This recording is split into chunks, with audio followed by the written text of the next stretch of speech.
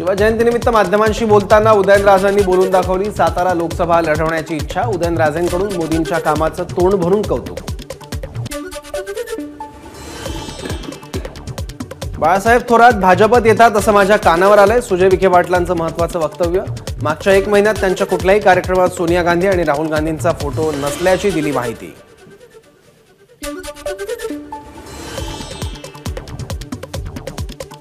मनोज जरांगेंच्या उपोषणाचा आज 10वा दिवस। सगळे सोयरे कायद्याची अंमलबजावणी न झाल्यास 21 तारखेला आंदोलनाची पुढची दिशा ठरवणार जरांगेंचं स्पष्टीकरण। ज्यांना मोठं केलं तेच आमदार आणि मंत्री विरोधात बोलतात। अधिवेशनात सगळे सोयऱ्यांबाबत मराठा आमदारांनी आवाज उठवावा, अन्यथा त्यांना मराठा विरोधी समजलं जाईल। मनोज जरांगेंचा मराठा आमदारांना इशारा। उद्या होणाऱ्या 1 दिवसीय अधिवेशनात मराठा आरक्षण ठराव पारित होईल। मराठा आणि ओबीसी दोन्ही समाजांना न्याय मिळेल, मंत्री गुलाबराव पाटील यांनी व्यक्त केला विश्वास।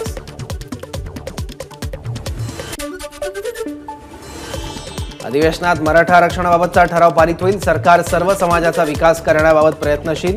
ग्रामविकास मंत्री गिरीश महाजन यांचं वक्तव्य।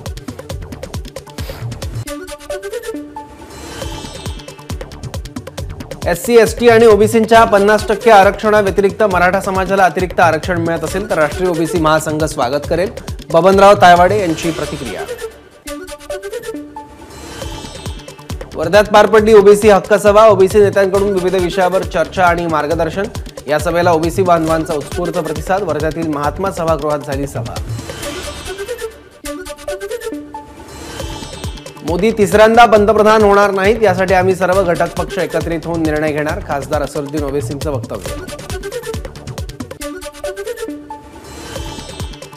अरबी भाषेत बोलून मोदींनी तिकडच्या लोकांचं मन जिंकण्याचा प्रयत्न केला। ओवैसींनी कधी महाराष्ट्रात येऊन मराठी बोलण्याचा प्रयत्न केलाय का?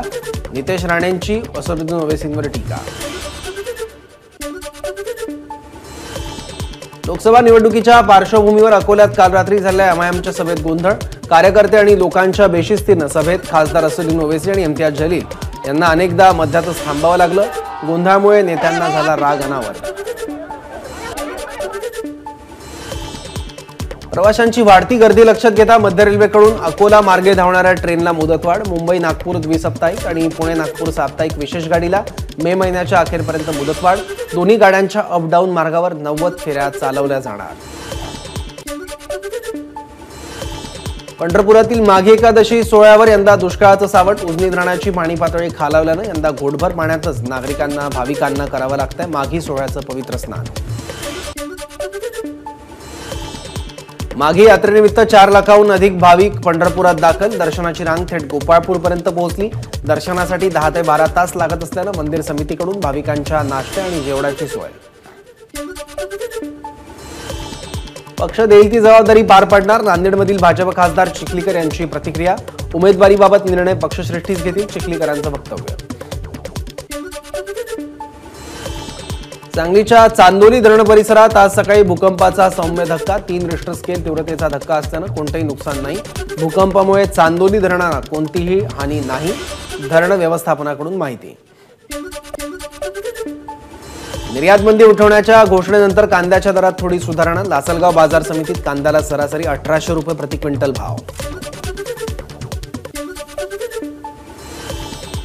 अकोल्यातील ठाकरे गटाचे बाळापूरचे आमदार नितीन देशमुखांची शेतकरी संघर्ष पदयात्रा पातूर तालुक्यात। स्थानिकांकडून यात्रेचं स्वागत। 2 मार्चला अकोल्याचं ग्रामदैवत असलेल्या राजेश्वर मंदिरात होणार यात्रेचा समारोप। केंद्र सरकारनं कांदा निर्यातीवरील बंदी उठवल्यानंतर भाजप खासदार सुजय विखे यांचा अहमदनगरच्या नेप्ती कांदा बाजारात शेतकऱ्यांच्या वतीनं सत्कार। आम्ही काम केलं तरी विरोधकांना अडचण आहे आणि काम केलं नाही तरी अडचण, सुजय विखेंची प्रतिक्रिया। सुरतमध्ये कर्तव्य बजावताना नाशिकच्या केकवारी खुर्द इथले जवान राकेश काकुळते यांचं हृदयविकाराच्या झटक्यानं निधन। जवान राकेश काकुळते यांच्यावर शासकीय इतमामात अंत्यसंस्कार। शिवजयंतीनिमित्त नांदेडच्या राष्ट्रमाता शाळेत विद्यार्थ्यांची प्रभात फेरी। 7 पथकांसह विविध वेशभूषांमध्ये विद्यार्थ्यांचा सहभाग। भाजप प्रदेश उपाध्यक्षा प्रणिता देवरे चिखलीकरांच्या उपस्थितीत कार्यक्रम संपन्न। धाराशिवमध्ये शिवरायांच्या पुतळ्यावर हेलिकॉप्टरने पुष्पवृष्टी। शिवजयंतीनिमित्त धाराशिव शहरामध्ये विविध कार्यक्रमांचं आयोजन। हिंगोली शहरामध्ये शिवजयंतीचा उत्साह. सार्वजनिक शिवजयंती महोत्सव समितीकडून सोहळ्याचं आयोजन. शहरामधून काढली शिवजयंतीनिमित्त भव्य मिरवणूक. अहमदनगरच्या कोपरगावमध्ये शिवरायांच्या पुतळ्यावर हेलिकॉप्टरमधून पुष्पवृष्टी. यावेळी कोपरगावचे आमदार आशुतोष काळे यांच्यासह पदाधिकारी आणि कार्यकर्त्यांची मोठ्या संख्येने उपस्थिती. अहमदनगरच्या सोनईमध्ये माजी मंत्री शंकरराव गडाख मित्रमंडळाने साकारली छत्रपतींची भव्य रांगोळी. 3 एकर क्षेत्रावर 20 टन रांगोळी वापरून साकारली शिवरायांची रांगोळी. हिंगोलीत शिवाजी महाराजांच्या इतिहासाची माहिती देणारे फ्लेक्स. शिवाजी महाराजांच्या जीवनकाळातील महत्त्वाचे बदल आणि घडामोडींची माहिती. नागपूरमध्ये शिवजयंतीचा उत्साह. छत्रपती शिवाजी महाराज चौकात ढोल ताशांच्या गजरात शिवजयंती साजरी.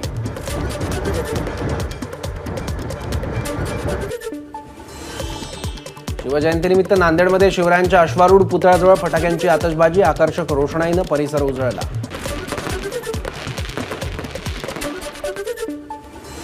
कोल्हापूरच्या नर्सरी बागेत असलेल्या छत्रपती शिवाजी महाराज मंदिरामध्ये शिवजन्मोत्सव साजरा. शाहू छत्रपती महाराज यांच्या हस्ते सोहळा संपन्न. छत्रपती घराण्यातील सर्व सदस्यांची शिवजन्मोत्सव सोहळ्याला उपस्थिती. वर्ध्यात शिवजयंती मोठ्या उत्साहात साजरी. जयंतीनिमित्त विविध कार्यक्रमांचं आयोजन. राजकीय नेत्यांसह नागरिकांकडून महाराजांना अभिवादन. शिवजयंतीनिमित्त जळगाव शहरात भव्य शोभायात्रा. मंत्री गुलाबराव पाटील आणि मंत्री गिरीश महाजन शोभायात्रेत सहभागी. नाशिकच्या येवल्यात शिवजयंतीनिमित्त मिरवणूक. लेझिम, लाठी काठी, साहसी खेळांचं सादरीकरण. स्वातंत्र्यपूर्व काळापासून सुरू असलेली परंपरा आजही कायम. वर्ध्याच्या छत्रपती शिवाजी महाराज चौक मित्रपरिवारतर्फे छत्रपती शिवाजी महाराज जयंतीच्या पूर्वसंध्येला पोवाड्याचं आयोजन. शाहीर अरविंद गोगरे पाटील यांनी केला पोवाडा सादर. छत्रपती शिवरायांच्या स्वराज्य स्थापनेचा इतिहास पोवाड्यातून सादर करण्यात आला.